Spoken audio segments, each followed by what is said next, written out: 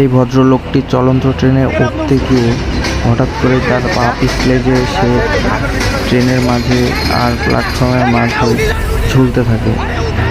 এই সময় একটি যাত্রী তার হাত চেপে ধরে রাখে, আর এই কারণে সে হয়তো প্রাণে বেঁচে আছে।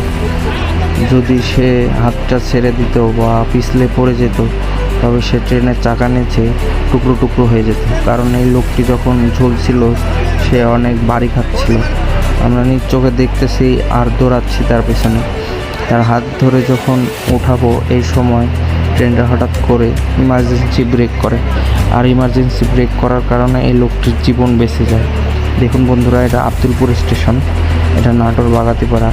এখানে কত লোক একসাথে ভিড় জমে গেছে, কারণ একটি লোকের প্রাণ চলে যাচ্ছিল।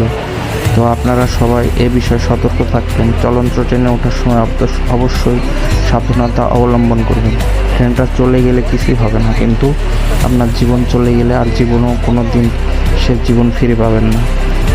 সময়ের থেকে জীবনের মূল্য অনেক বেশি, এটা মাথায় রাখবেন।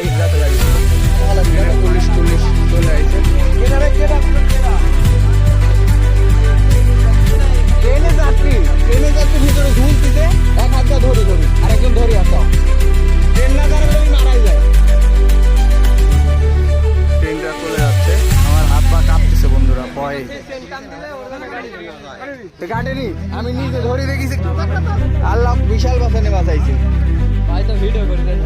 আমার ভিডিও করা আছে, ওই লোকের কাছে তো আমি ভিডিও অফ করে দৌড়াচ্ছি না, কিভাবে দৌড়াচ্ছি নিজে জানি না। ভিডিও এখন